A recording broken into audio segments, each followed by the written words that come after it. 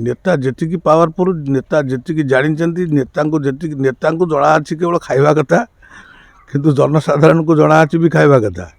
जदि लोक मैंने जनसाधारण भोटर आ नेता उभय जदि परिपूरक हुंती एवं भोटर माने जदि आशातीत भाव में ये जो मद मांस या पर आसक्त न हो प्रकृत सुविचार करी जदि उपयुक्त नेता को निर्वाचित करके आमको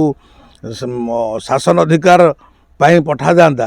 ताले निश्चित भाव में नेतांकर भी उग्र रूप हुंता ना। आम हूँ स्वामी राजराजेश्वरी पुरी महाराज कमलपुर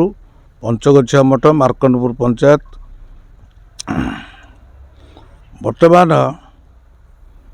वर्षाणां भारत श्रेष्ठम देशानां उत्कलस्मृत उत्कल से समदेश देश नास्ति महितले मोर कहबार कारण हूँ ये हूँ आध्यात्मिकर देश गुरुर देश गरिष्ठर देश एवं उत्कृष्ट देश भारत वर्ष। एठी राजनैतिक रीति और नीति जे प्रकृत राजनीति करने चाहती बा करुँच जदि भल कर्म करेंगे निश्चित भाव में से भल फल पाइबे। जो मैंने भल कर्म करना भल सेवा करना जे भल चाष करनी से भल फसल अमल करेंगे केमती। तेणु जदि भल चाष जन कर भल फसल निश्चित पाइबे आदि किसी कई विरोध भी करें ना। तेणु मेट कले भी सरकार मेट न कले भी सरकार मेट हूँ एक अपदार्थ जिनस जमा भल भल नुह मेट कौन कर तुम तो सेवा करने को आस मेट सहित संपर्क कौन अच्छे मेट जमा आवश्यकता ना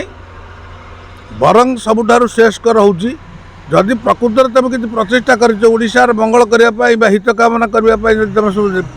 जाग्रत पुरुष तुमको लोक मैंने सब पठे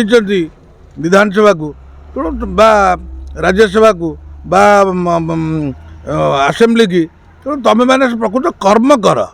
कर्म ही भगवान तुम जो भल कर्म करते लोक तुमको गोड़े गोड़े जाकि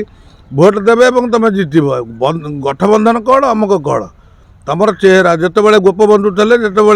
महापुरुष मान भगत सिंह थे बाजीराव थे एम कौन लोक मैंने गोड़े गोड़े जाते ये करने तेणु भल कर्म कर भल फल निश्चित पाइब ये हूँ मोर उक्ति आउ कि ना। आ गोटे भल कथा हूँ जे ओडिशार जनसाधारण माने बा भारतर जनसाधारण माने सचेतनशील हो सारे नेता जी पावरफुल नेता जी जानी नेता को जना अच्छी केवल खाइबा कथा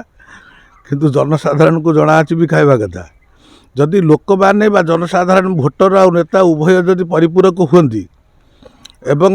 भोटर माने जदि आशातीत भाव में ये जो मद मांस या पर आसक्त न हो प्रकृत सुविचार करी जदि उपयुक्त नेता को निर्वाचित करके आमको शासन अधिकार